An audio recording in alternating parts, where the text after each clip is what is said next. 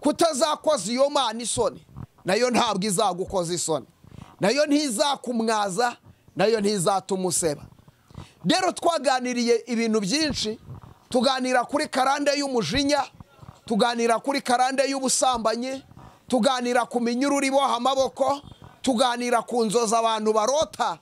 Ni byinshi cyane twaganiriye. Ngiye mbona abantu benshi bagiye bambaza ibintu bitandukanye. Uyu munsi ndashaka gusubiza bimwe mu bibazo abantu bagiye bibaza, no zimwe mu nzozi abantu bagiye bibaza. Imana y'amahoro itugirire neza. Rero hari ibimenyetso bigaragaza kuboshye, cyane cyane bishobora kugaragarira mu nzozi, ushobora kuba warota.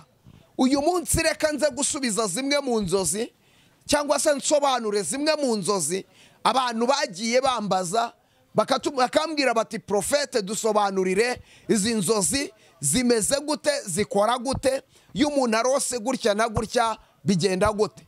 Ndagira ngo rero nsubize izo nzozi.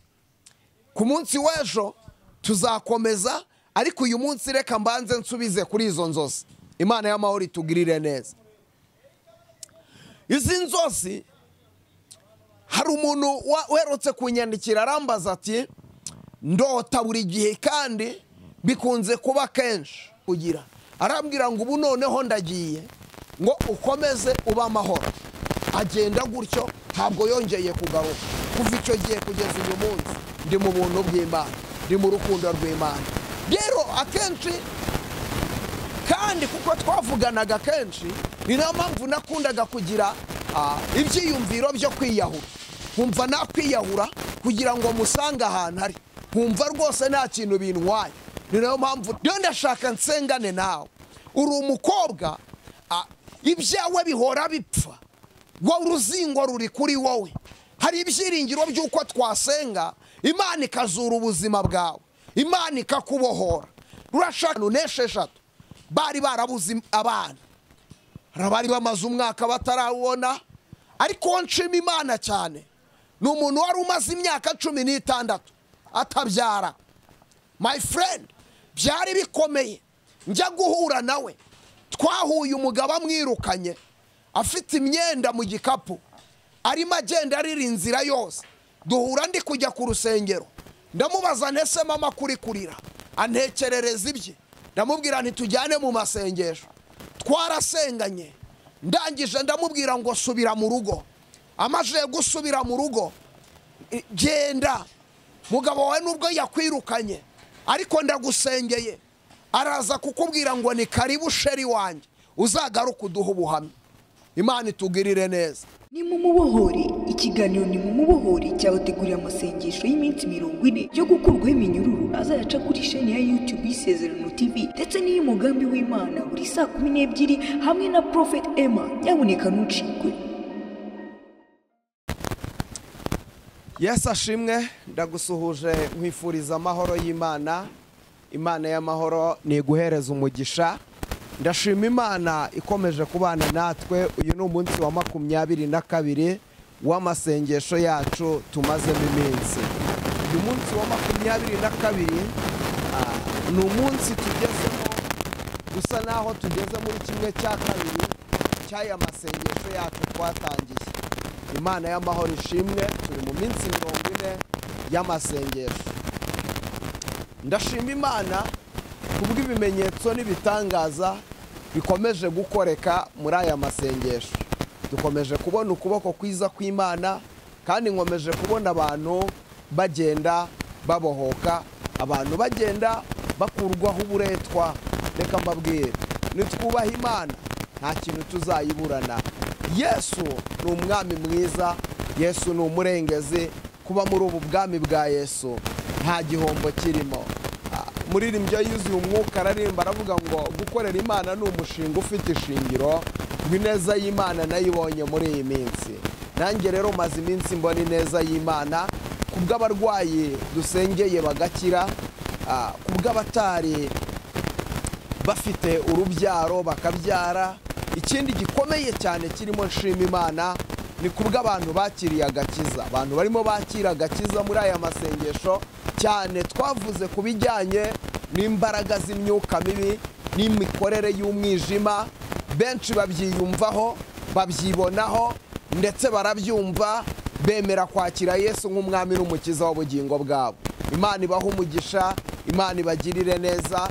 Nicyo kintu kinezeza cyane cyane iyo mvuze ubutumwa nkabona hari umuntu umwe uvuye mu maboko y'umubi akakira Yesu Kristo nk'umwami n'umukiza w'ubugingo bwe. Izina ry'Imana yacu nishimwe, izina ry'Imana yacu nishirwe hejuru. Imana yacu nihimbazwe cyane kubw'abantu barimo bakira Yesu nk'umwami n'umukiza w'ubugingo bwabo. Imana yacu ishimwe cyane. Rero ndagarutse kugira ngo tuganire, ndashaka nkubwire ngo nta kintu kinanira Imana, nta kintu Imana idashoboye, nta kintu Imana idakuraho. Yaba ari imisozi ibiguteye ubwoba, jya ubona biri kugukanga, jya ubona biri kukunaniza, jya ubona amajwi akubwira ngo urapfuye, amajwi akubwira ngo birarangiye, ndagira ngo nkubwire ngo humura, Uwiteka ni umurengezi. Dawidi we yabivuze neza, aravuga ngo nabitse ijambo ryangiwe mu mutima wanjye kugira ngo ntazagucumuraho. Ndagira ngo nkubwire kumenya ijambo ry'Imana ni ishingiro ry'ubwenge, ko kumenya ijambo ry'Imana bingana no kumenya ubwiru bw'Imana. Imana y'amahoro itugirire neza. Iyo wamenye ijambo ry'Imana uba wamenye n'icyo Imana ishaka, kubera ko Imana ni inshuti yacu, Imana ni umubyeyi, Imana ni umurengezi, Imana ni umwami. Iyo umenye rero ijambo ry'Imana umenya icyo umwami wawe ashaka, umenya icyo Imana ishaka, umenya icyo data gushakaho. Jambo riravuga ngo nimwemera mukumvira muzarya ibyiza byo mu gihugu, ariko ngo mwanze mukagoma inkota y'Uwiteka irabarya. Ndashima Imana rero. Hari kenshi najyaga ndeba kicara ukitegereza abantu, njya gutekereza uvuga ngo Mana ni iki nakora ngira ngo ubwoko bw'Imana, cyane cyane tujya gutangiriza inyigisho zo kumenya no gusobanukirwa ikijyanye n'umuvumo n'ikijyanye n'akarande. Reka mbabwire ikintu, ijambo ry'Imana ryo riravuga ngo ubwoko bwanjye burarimbutse buzize kutamenya. Imana itugirire neza. Karande iyo utayimenye, karande iyo utayimenyeho ntabwo wayikira. Ukeneye kubanza ukayimenyaho, warangiza ukabona ugakira. Ukeneye kubanza ukamenya kuyifite, ukamenya nuko wayikurwaho. Imana y'amahoro itugirire neza. Izina ry'Uwiteka nirishirwe hejuru. Uyu munsi rero ndagira ngo tuganire, ariko mbere yuko tuganira ndagira ngo nkubwire ngo banza umenye iki kintu. Imana uyifata gute? Imana wumva ko imeze gute? Uyifata uyihuhe mwanya? Imana itugirire neza. Ndagira ngo nkubwire hari ibintu biri kuba ku buzima bwawe, ariko ibyo bintu nubwo biri kuba ku buzima bwawe wivuga ngo birayoberanye, wivuga ngo biranze, wivuga ngo biracitse. Oya, izera Imana ishobora byose. Izera Imana nta kintu kiyinanira. Imana y'amahoro itugirire neza. Hari ibintu biba ku buzima bw'abantu, yego ibyo bintu nibyo bikuriho, yego ibyo bintu nibyo uri kumwe nabyo, ariko ndagira ngo nkubwire izera Imana. Imana izagutura uwo mutwaro, Imana izagutura ubwo buretwa. Imana igukeneyeho ni ukwizera. Abaheburayo 11 avuga ngo kwizera ni ukumenya ibyiringirwa udashidikanya ko bizaba. Imana itugirire neza. Kwizera ni ukumenya ibyiringirwa udashidikanya ko bizaba. Rero banza umenye ngo iyi Mana ni umwami, ntacyo wasaba umwami ngo akikwime. Isezerano ry'umwami ntirihinduka. Icyo umwami yemeye ntabwo gikuka. Umwami yigeze atega umutego bashaka kuwutega Daniyeli, abanzi ba Daniyeli bamutega umutego kuko umwami yari inshuti na Daniyeli, ariko bamugirira ishyari, bashaka kumugirira nabi Daniyeli, bashaka aho bamuhera, basanga nta kindi cyaha barega Daniyeli kuko azasenga. Imana itugirire neza. Umva nkubwire, abantu bakurwaniriza mu gusenga ariko ntabwo bazagushobora. Bakurwaniriza mu byo ukora ariko uraba ibyo ukora byose wubaha Imana, uraba ibyo ukora byose ushakashaka ibyo umwami ashima, ushakashaka mu maso y'Imana. Ndagira ngo mvugane nawe wowe unkurikiye, izera Imana ntacyo uzayiburana. Mwami baravuga ngo Daniyeli ngo nasinye itegeko ry'uko nta yindi Mana ikwiriye gusengwa, nta n'undi ukwiriye irindi zina rikwiriye kuvugwa, nta wundi ukwiriye izina rikwiriye kwambazwa mu gihugu uretse izina ry'umwami. Imana itugirire neza. Ariko ngo wari umutego bashakaga kugira ngo batege Daniyeli. Imana itugirire neza. Rero mwami w'abamashimwe, izina ry'Imana yacu nirishirwe hejuru, izina ry'Imana yacu nirihimbazwe. Rero umwami aza kwisanga yeguye mu mutego, ariko kuko isezerano ry'umwami ntirikuka, y'umwami avuze ibyo ntabwo bihinduka. Imana itugirire neza. Yaje kwisanga inshuti ye Daniyeli bamubwira ngo azasenga 3 ku munsi, ngo afite indi Mana asenga, afite undi mwami aramya.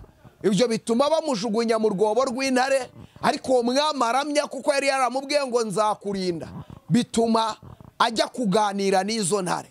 Rero iyo wubaha Imana ukaba uyizereramo, Imana ishimwe, kandi ukaba wararahiye kutazakoza iyo Mana isoni, nayo ntabwo izagukoza isoni, nayo ntizakumwaza, nayo ntizatumuseba. Rero twaganiriye ibintu byinshi, tuganira kuri karande y'umujinya, tuganira kuri karande y'ubusambanyi, tuganira ku minyururu iboha amaboko, tuganira ku nzozi abantu barota. Ni byinshi cyane twaganiriye. Ngiye mbona abantu benshi bagiye bambaza ibintu bitandukanye. Uyu munsi ndashaka gusubiza bimwe mu bibazo abantu bagiye bibaza, no zimwe mu nzozi abantu bagiye bibaza. Imana y'amahoro itugirire neza. Rero hari ibimenyetso bigaragaza kuboshye, cyane cyane bishobora kugaragarira mu nzozi, ushobora kuba warota. Uyu munsi reka nze gusubiza zimwe mu nzozi, cyangwa se nsobanure zimwe mu nzozi abantu bagiye bambaza, bakambwira bati profete dusobanurire izi nzozi zimeze gute, zikora gute, iyo umuntu arose gutya na gutya bigenda gute. Ndagira ngo rero nsubize izo nzozi. Ku munsi w'ejo tuzakomeza, ariko uyu munsi reka mbanze nsubize kuri izo nzozi. Imana y'amahoro itugirire neza. Izi nzozi, hari umuntu uherutse kunyandikira arambaza ati ndota buri gihe kandi bikunze kuba kenshi. Ata kenshi iyo ndyamye nkunze kubona umuzimu wa mama wanjye wapfuye. Uyu muzimu nkawubona akaza ku buzima bwanjye, akaza imbere yanjye. Ata kenshi akunda kuzana na sogokuru. Sogokuru ari we papa w'umubyara. Ata kenshi nkunda kubabonana. Ata kenshi akunda kuza akanyicara imbere, ndetse nkabona ari maze afata ukuboko k'umwana wanjye. Ati mbona kenshi aza afata ukuboko k'umwana wanjye, nkabona bashaka kumutwara. Igisobanuro cyabyo ni iki ngiki. Bisobanuye ko uyu mama wawe n'uyu papa wiwe ari we sogokuru wawe, igisobanuro cyabyo ni ukuvuga ngo naramubaje ntese bapfuye bajya gupfa, bari bakabona umwuzukuru hoya? Igisobanuro rero nuko bapfuye bafite irungu, hari misiyo bapfuye badasohoje. Uyu papa, uyu sogokuru wawe hari abuzukuruza yari akeneye, n'uyu mama wawe yari akeneye abuzukuru. Hari ikintu bapfuye kera bakunda gukora cyo gushaka kuza gutwara abana b'abuzukuru babo, cyangwa se abana babo, atari uko babanze ahubwo babakunze, bakaza gushaka kuza kubatwara. Ugane se iyo aza hari uburakari aba afite. Hari igihe ubona umuzimu ariko akaza nta burakari afite, kaza ukabona rwose ntarakaye, ariko nyirizina ari uwo mu muryango kandi ari uwo muri famiye. Kwa ngo uyu mukecuru icyo ashaka, akeneye umwana wo kumuganiriza. Yari akunze umwuzukuru ariko apfa atamubonye. nicyo gituma rero uyu munsi yongera akagaruka. Impamvu abazimu, buriya kenshi abantu bakunda kwitiranya abazimu n'abadayimoni.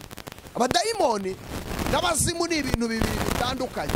Mbere yuko abadayimoni ni igice n'ideparitoma ikorera kwa Satani, bayoborwa n'umwami wabo Satani, akaba ari ubayobora, bibera muri ubwo bwami.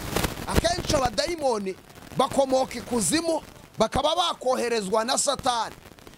Abazimu rero nabo babasha gukoreshwa na Satani, ariko nanone abazimu baturuka ku bantu bapfuye. Mana y'amahoro itugirire neza. Baturuka ku bantu bapfuye. Wango hari abantu bapfuye, nyogokuru wawe yarapfuye, ashobora kuza ari umuzimu. Byashoboka ko mama wawe yapfuye, washobora kongera ukamubona, ariko iyo shusho urimo urabona aba ari umuzima kenshi. Kandi ikindi, hari ikindi nkwibutse, ku bana b'Imana nyirizina, abana b'Imana bapfuye bizera, bapfuye bakiranutse, badapfiriye mu byaha, Imana itugirire neza, ntabwo abazimu babo bakunda kugaragara. Imana itugirire neza, ntabwo abazimu babo bakunda kugaragara.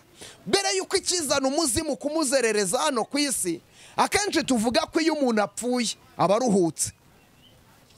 Iyo umuntu apfuye aba aruhutse. Noneho rero iyo umuzimu yongeye kugaragara ku isi, ntabwo aruhutse. Ni ukuvuga ngo ya miruho n'ubundi yari afite hano mu isi aracyayifite. Niyo mpamvu iyo dusenga tutemera ko abazimu baba mu bantu bazima, senga Imana kugira ngo uwo muzima ajye kure cyane. Cyo gihe twafatanya amasengesho, turasengana kuri we no kuri uwo mwana wiwe. Gatoya gafite nk'imyaka nk'ibiri gutyo, turasenga kuri we no kuri uwo mwana wiwe. Turasengana, Imana y'amahoro iramubohora, ntabwo akibona uwo mubyeyi, nta nubwo akibona uwo sekuru. Twasenze Imana, utegeka uwo muzimu kugenda ukajya kuba mu bapfuye nawe, kuko umuntu muzima ntabwo ajya abana n'abapfuye. Niyo mpamvu nategeka umuzimu mu izina rya Yesu, kugira ngo genda uruhukire mu mahoro mu bapfuye, uve mu bantu bazima. Rero nta hantu umuntu muzima akwiriye guhurira n'uwapfuye. Akenshi iyo urota abapfuye ni ikimenyetso cy'uko mu isi y'umwuka ntabwo bimeze neza, ntabwo bimeze neza. Hari n'umuntu ujya kubona akaryama akarota umuntu wapfuye murimo mugendana, akaza akagufata ukuboko, ukibona murimo muramanuka cyangwa ukibona murimo muragenda. Senga cyane, hari umwuka w'urupfu urimo urakugendaho. Mbere yuko erega iyo hatabaye imbabazi z'Imana, uwo mukecuru ashobora kuza gutwara uwo mwana bigakunda akamujyana. Ni hahandi uzajya kubona ukabona umwana yaryamye arwara bitunguranye, ahita apfa bitunguranye, ugasanga ni urupfu rw'amayobera. Ni ukuvuga ngo yamutwaye. Imana itugirire neza, Imana y'amahoro iturengere. Kera ntarakizwa najyaga kuryama, akenshi ntabwo njye nizeraga yuko mama yapfuye, nizeraga yuko tukiri kumwe. Igihe cyose aho ngenda nkumva ko turi kumwe, kandi nawe akankundira.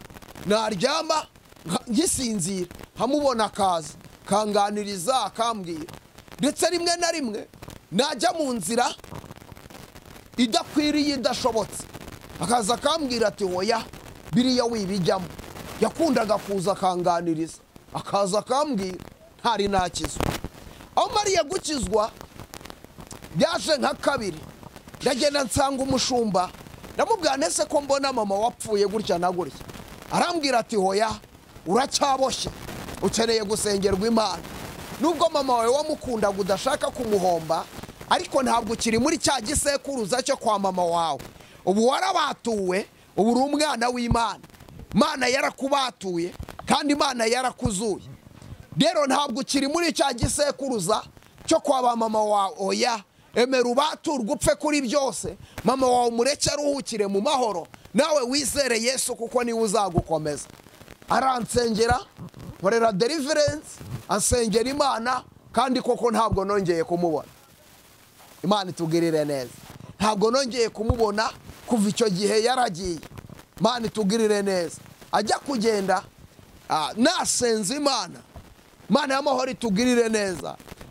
kuko mbere ntarakizwa sinishimaga sinazezerwaga hano ubwo nasekaga ariko ajya kugenda joro ari buze kugendaho ambwira ijambo rikomeye cyane muri za nzozi nakundaga kugira arambwira ngo ubu noneho ndagiye ngo ukomeze uba amahoro agenda gutyo ntabwo yongeye kugaruka kuva icyo gihe kugeza uyu munsi ndi mu buntu bw'Imana ndi mu rukundo rw'Imana rero akenshi kandi kuko twavuganaga kenshi ni nayo mpamvu nakundaga kugira ibyiyumviro byo kwiyahura nkumva nakwiyahura kugira ngo musange ahantu ari nkumva rwose nta kintu bintwaye ni nayo mpamvu nagambiriye kwiyahura Imana ikandokora ku munota wa nyuma nari nabigambiriye akenshi rero iyo uganira n'abantu bapfuye ntabwo biba bimeze neza mu isi y'umwuka ukeneye gusengerwa kandi ukeneye gusenga Imana kugira ngo Imana ibohore ubuzima bwawe Uwiteka twishimire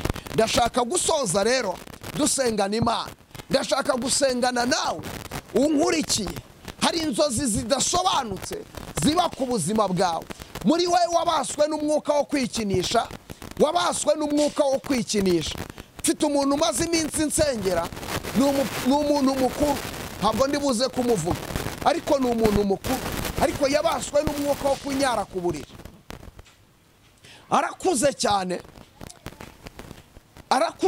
afite imyaka hafi 45 uyu mwuka waramubase uyu mwuka waramutsikamiye uyu mwuka wamugenzeho yambonye muri izi nyigisho ndimo nigisha arangije araza arambwira ati profete mfite ikibazo usengera Imana bigenda gutya uyu mwuka wo kunyara ku buriri ndwanye nawo imyaka irashize indi iratashye kandi ni umugabo Imana itugirire neza wimashine umva ukuntu abadayimoni ari abatindi Satani ari umugome umuntu w'umugabo amaje gusenya ingo ebyiri urwarimo n'urwa gatatu kandi abagore bose bamuziza kunyara ku buriri Imana y'amahoro itugirire neza ni umwuka w'abadayimoni ni umwuka w'abazimu umugendaho Imana y'amahoro itugirire neza ariko twasenganye Imana dusengana Imana twubaka igicaniro turasenga kugeza uyu munsi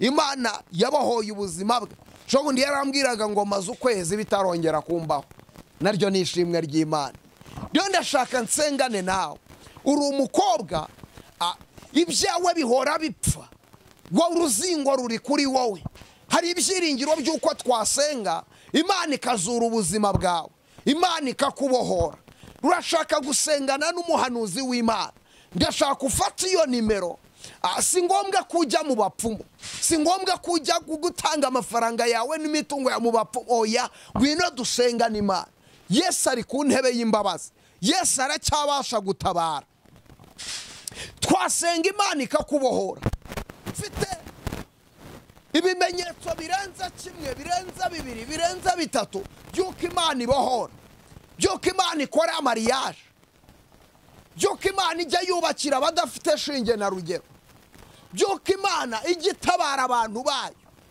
by'uko Imana ijya ihindura amateka ibyo narabibonye nsengeye abakobwa Imana ibagirira neza ibakorera ubukwe hari abadamu batari bafite abana babonye abana mu myiye maze nkorera Imana icyo cyo nirata Kristo wamaye agakiza ke ku buntu ariko mu myaka maze nkorera Imana igera kuri 13 mbonye abamama 56 impinja 56 bari barabuze abana rabari bamaze umwaka batarawubona ariko nshima Imana cyane ni umuntu wari umaze imyaka 16 atabyara my friend byari bikomeye njya guhura nawe twahuye umugabo amwirukanye afite imyenda mu gikapu arimo agenda arira inzira yose duhura ndi kujya ku rusengero ndamubaza ntese mama kurira antekerereza ibye ndamubwira nti tujyane mu masengesho twarasenganye ndangije ndamubwira ngo subira mu rugo amaje gusubira mu rugo genda mugabo wawe nubwo yakwirukanye ariko ndagusengeye araza kukubwira ngo ni karibu sheri wanjye uzagaruka uduha ubuhamya Imana itugirire neza Imana yakoze ibikomeye, aragaruka asubira mu rugo. Agezeyo umugabo aramubwira ati nari nahangayitse ku bwawe, garuka mu rugo. Ndashima Imana ko muri iyo minsi aribwo yamuteye inda bakabyarana. Imana itugirire neza. Bafite abana 4. Imana itugirire neza. Byo ni ibimenyetso, ni imirimo y'Imana, ni imbaraga z'Imana, ni urukundo rw'Imana. Mwanzo wegeze ari mbaravuga ngo iri muri twebwe ikiyitubwira ni imirimo yose igenda ikora. Imana itugirire neza. Ikitubwira imbaraga z'Imana ni imirimo igenda ikora, ni ugukomera kwayo, ni ubutware bwayo. Mana yacu ishimwe cyane. Mirimo yose igenda ikora, ineza y'Imana nicyo kitubwira Imana. Ndashaka nsengane nawe. Umaze igihe urwaye umutwe udakira, uyu mutwe ntukira, wakubayeho akarande, bakurangira imiti ishoboka n'idashoboka, warivuje waciye muri za Cyane, ariko ndagira ngo nkubwire ngo izere Imana, ibasha gutabara, ibasha gukiza.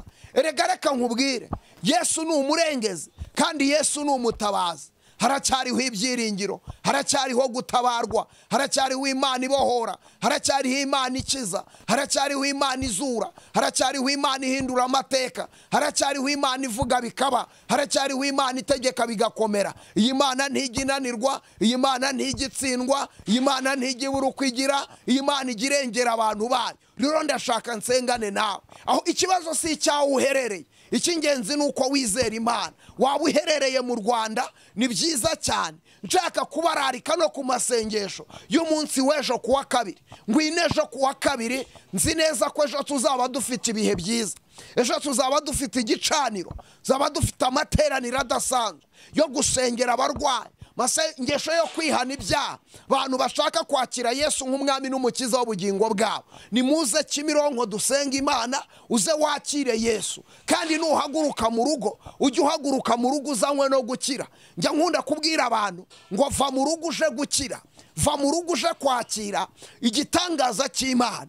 Kuko iyi Imana iri mu gihugu cyo mu ijuru, iyo wayizeye ukayiringira nta kiyibuza gukora. Kuko iyi Imana iratabara, iyi Imana irarengera. Abenshi bakunda kutubwira ngo nitureke kubwira abantu ibitangaza.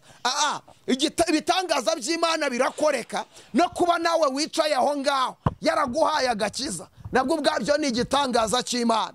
Kandi ikindi ikigaragaza imirimo y'Imana ni imirimo igenda ikorera abantu bayo, ikabikora kugira ngo imirimo yayo yerekanirwe muri bo. Hari abantu bakijijwe kubw'iby'Imana yankoreye.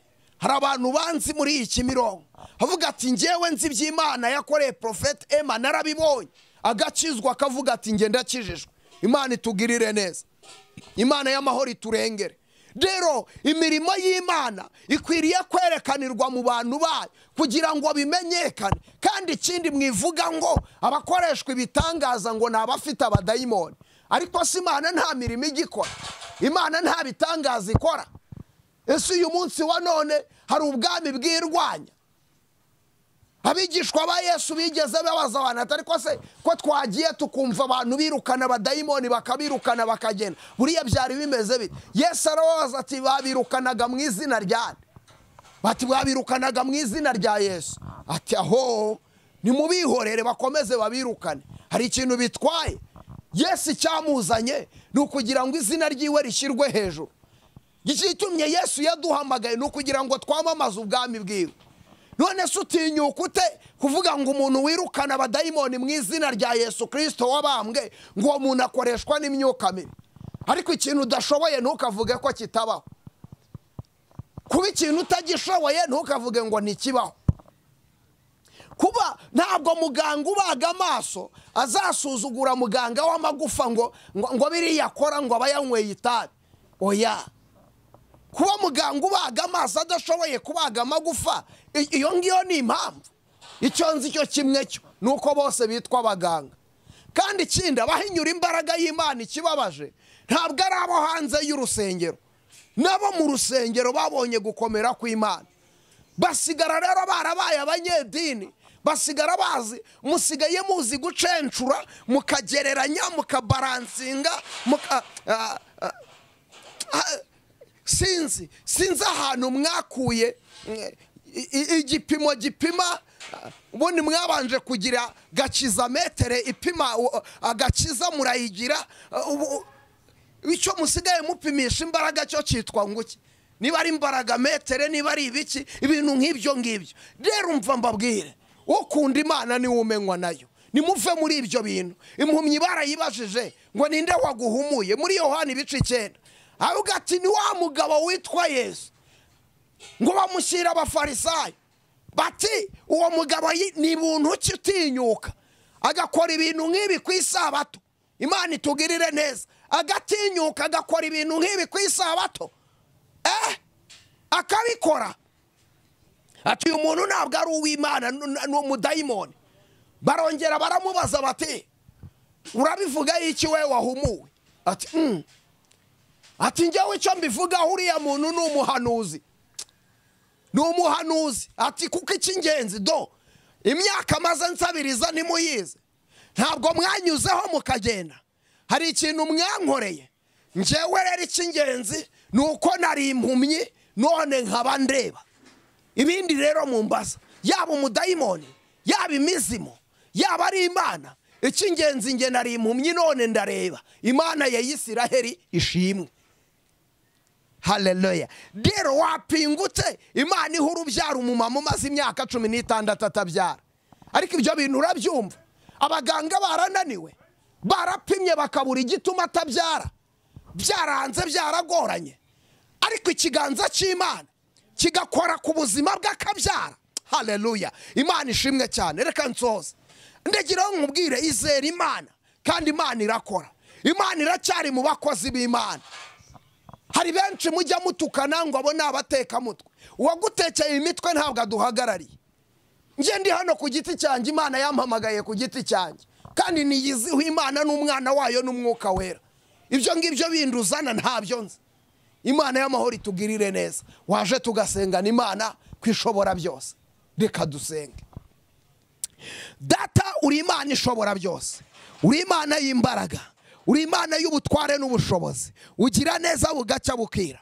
Nsengeye umuntu twari turi kumwe muri iki kiganiro. Imbaraga zawe nizimukoreho. Ndamusengeye ngo iminyururu yari imuboshe nicike mu izina rya Yesu. Hari abari baboshywe n'imbaraga z'uburwayi. Hari abari baboshywe n'imbaraga z'amakuba atandukanye. Ndabasengeye bakire gukira, bakire kubohoka. Umushomeri warunkurikiye ndamwaturaho akazi. Inzira ze nizikinguke mu izina rya Yesu. Hari urugo rwe rwari ruri gusenyuka.